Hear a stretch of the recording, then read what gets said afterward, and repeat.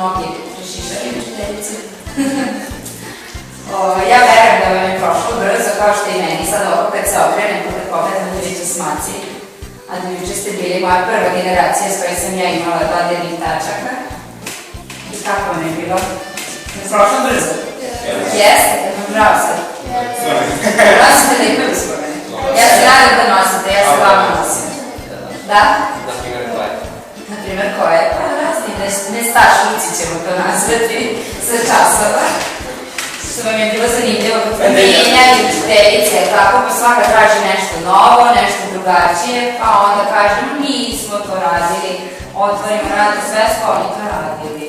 Tako, raznih prigovima ste se služili, ali eto, hvala Bogu došli ste do ovde, tako, do našeg Košmaka, na koje smo mi posebni i tekako, zato ste vi jedna stvarno dobra i lepa generacija.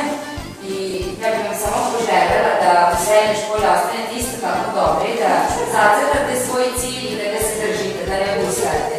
Biće teško, biće nekad i lepo, znači nađite načina da postignete sve u životu. I da uživate, i da se družite, i da putujete, i da učite, jer to je zaista nešto što mladost čini lepšom i mladosti se sve može. Tako da što se mene tiče, samo glavu gore, napred, u život, bez straha, jer vi sve možete. A danas se lepo provedite, uživajte još malo da ste u ovoj školi, kao najstariji, naravno odgovorni. Vidite primjer našoj ovoj dečici koja ne znaju šta ih čeka u 5. razredu. Možete ih malo i posavjetati sad. Gdje si ti? S ovom momci koji su inače kasnili na časove. Ne? Ne? Dobro je.